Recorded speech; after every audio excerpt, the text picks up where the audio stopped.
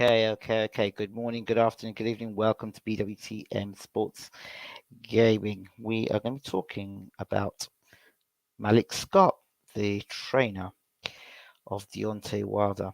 So let me get myself up on the screen and we'll get started. Good evening, boxing fans. This video is a short video on my feelings on Malik Scott, the trainer of Deontay Wilder. So we should know better. Malik Scott on as a fighter numerous occasions on BWTM Sports. In fact, I went back and looked at some old videos of Malik Scott, the fighter, and it was interesting the things he used to talk about.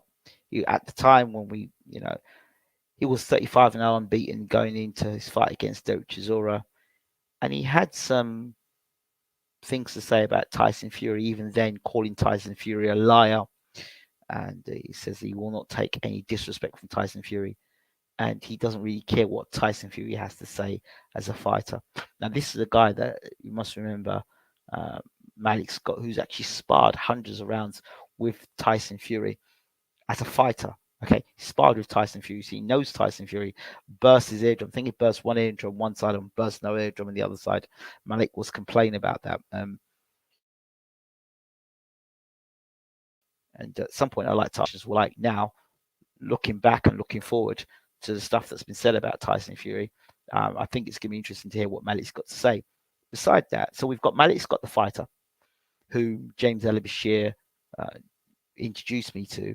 So he'd understand, Malik will understand the Kronk way of fighting. He'd understand that style, having worked in camp with BASHIR and worked with BASHIR. That style is something that he would not be foreign to. The second thing is, having sparred Tyson Fury, he knows what Tyson Fury can do and what Tyson Fury can't do. Now bring him in as a trainer. So before Malik Scott actually became the trainer that he is today, he spent a lot of time working in heavyweight camps. I used to see him in different heavyweight camps, watching, learning other. He was also in that KLITSCKO camp as well. So he is a very knowledgeable guy, very, very knowledgeable. And that knowledge from a fighter to a trainer is going to be very, very essential. So he knows better than most people what it's like to spar Tyson Fury. He knows what Tyson Fury is like as a person. Spent time with him, so he knows. And that I remember how Malik. I could even find the clip actually. I don't know if I'll play the clip tonight or not for you. If I've got it up, I haven't got it up with me now. But if you go on BWTM Africa or just type in BWTM Africa or BWTM Sports or BAYLORIC TV and type in Malik Scott, you'll find all the interviews we did with Malik Scott. And he just didn't give a damn about Tyson Fury. And I did say to him, look, well, if you come to England, you might find some confrontation with Tyson. Because I don't business. I don't care about Tyson Fury. The fans may care about Tyson Fury. I don't care about Tyson Fury. So Malik Scott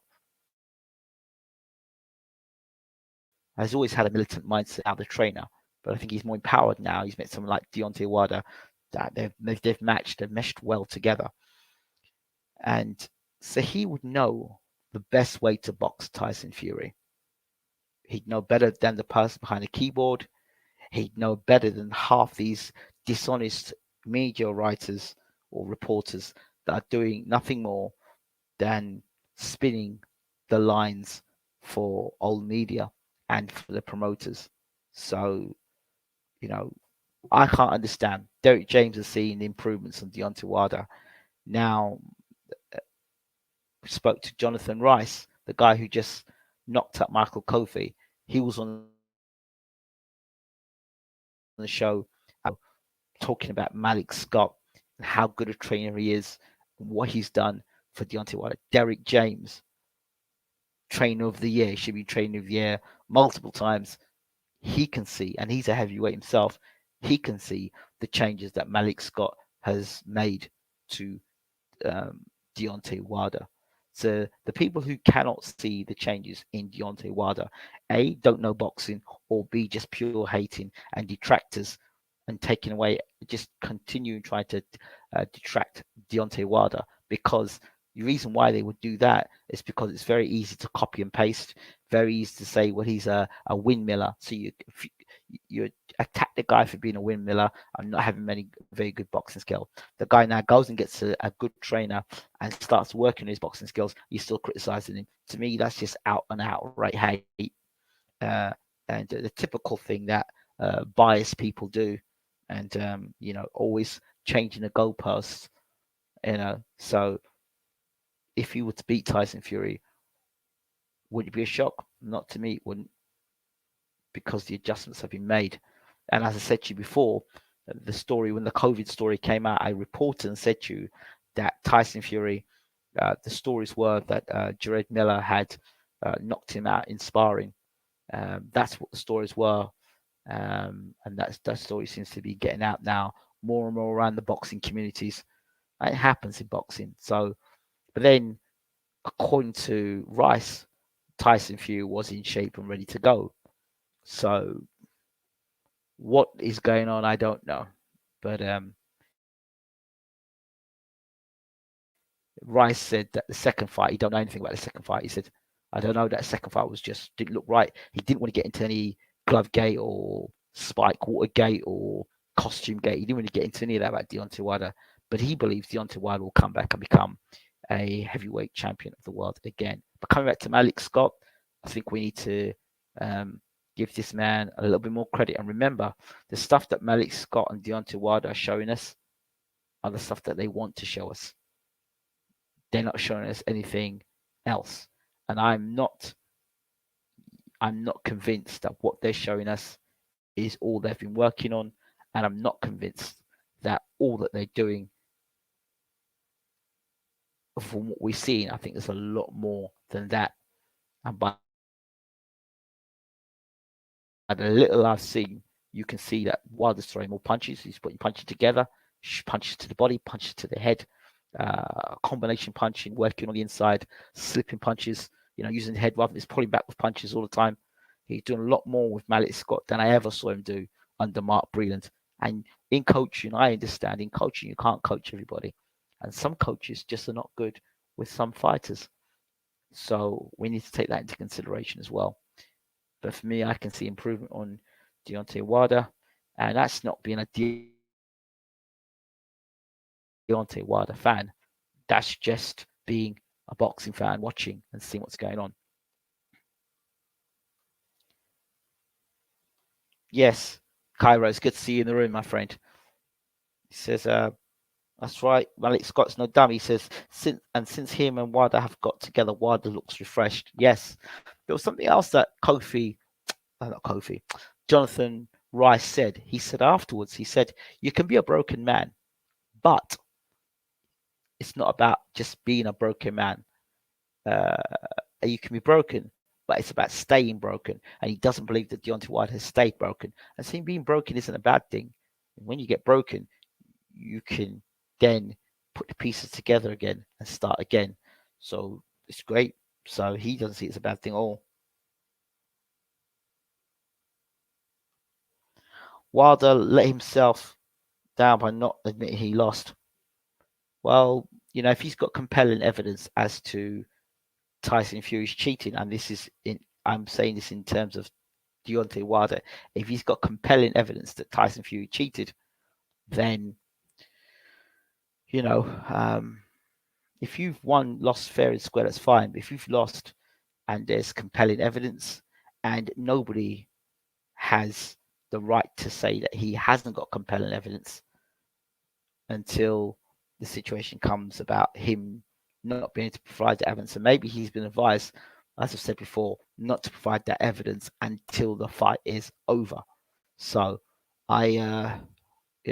so far, if you're honest, the only person who's been found out so far to be a liar through all this process since the Wilder 3 fight's been announced has been Tyson Fury. He has been the compound liar in all of this. Tells people one day he's fighting Joshua. The next day, we all know he's in arbitration. He says he can't fight Joshua. He's a compound liar. Why is Tyson going back to Freddie Roach? This is a very good question. Why would you go back to Freddie Roach? It's a good question. Agreed, but not being seen. That's true. Because I'm tired of that narrative he lost before in the amateurs. He didn't care. But when you left, you lost on BS. And obviously you weren't right. Why would you admit defeat? That's ridiculous.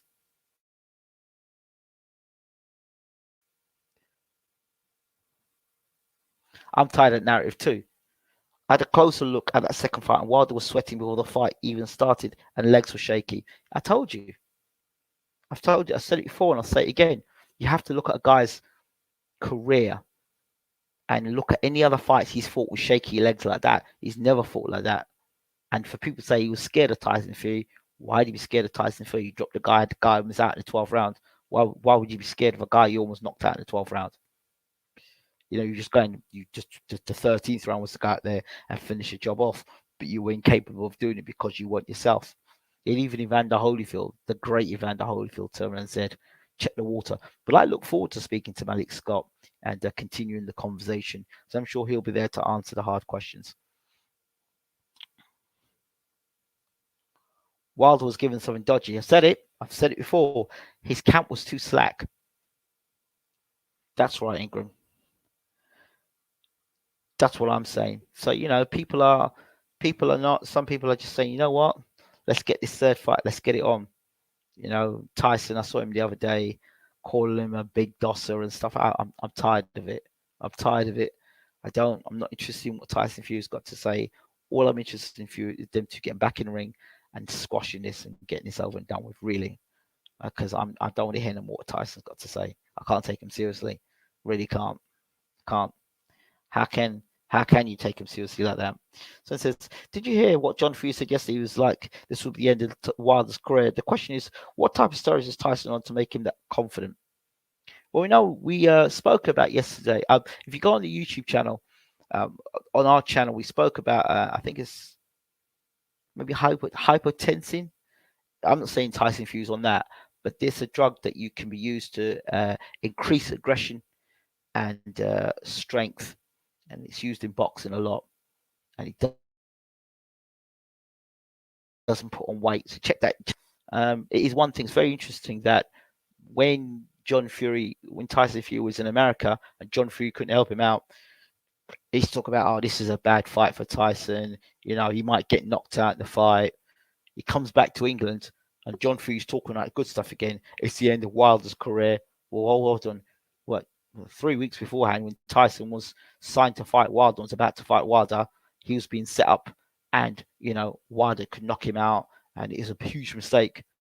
Now Tyson's run back to England. I suppose he had COVID. Now he's not had COVID, and then miraculously now Tyson's gonna end Deontay Wilder's career. It all sounds a bit. It doesn't sound right to me. Something was. Why was, you know? I don't understand. I don't get it. It doesn't make sense to me. I can't understand how you can be so flip-flop about something. Either you're going to smash a guy to bits, and that's going to be the case, regardless if you set one. You're still going to smash a guy to bits, regardless. You'd be saying, no matter what. But now you're kind of like, you change your tune. Before Tyson was being set up and he didn't know what was going on. Now he's gone back to England. He's all gonna smash Deontay Wilder and he's gonna kill him, and it's the end of his career. I don't listen to that nonsense, man. I don't listen to any of that. Let's go back. This is going up here. Cool, Bob Son. This is I'll take one step further. I felt Stavern didn't look right in the first fight. Absolutely, the second fight spoke for itself. There we go. I thought Stavern was drugged in the first fight. I'll always stand by that, because I remember Larry Holmes was sitting right next, and Larry Holmes was on the same podcast I was on, in this corner. And Larry Holmes said on the podcast, and he said he spoke to Don King in the second round. He said, that guy's dehydrated, get water on him. So for a heavyweight champion of the world to be dehydrated, that is something. But that's another story for another day. So Halo TYSON was it. Halo testing. That's it. Halo tested the video on PEDs. Check that out. Scott doesn't have a resume as a trainer. He's definitely not a Ben Davison at the minimum. Oh, Jesus Christ. Did Ben Davison ever box? Did Ben Davison even have the backlog of information like working with James Ali Bashir, being in the KLITSCKO camp? What the hell are you talking about, my friend? Ben Davison, flipping hell, mate. You need to stop. Lucy, you need to actually educate yourself, mate. This guy's come out from the best school, the Kronk Gym. What the hell are you talking about, my friend? Absolute garbage. Let's go on. It's easy for someone to get paid $1 million or $2 million to slip Fairley into someone's water. It's possible, and it happens in the sport of boxing.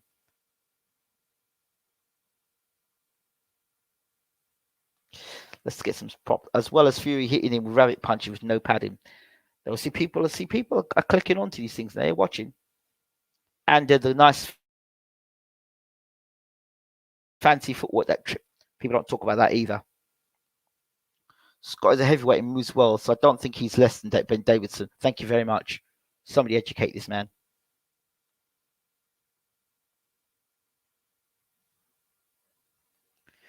Blame the corruption boxing authorities before the boxers.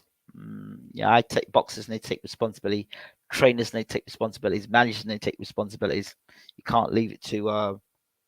Can't just leave it to these boxing authorities.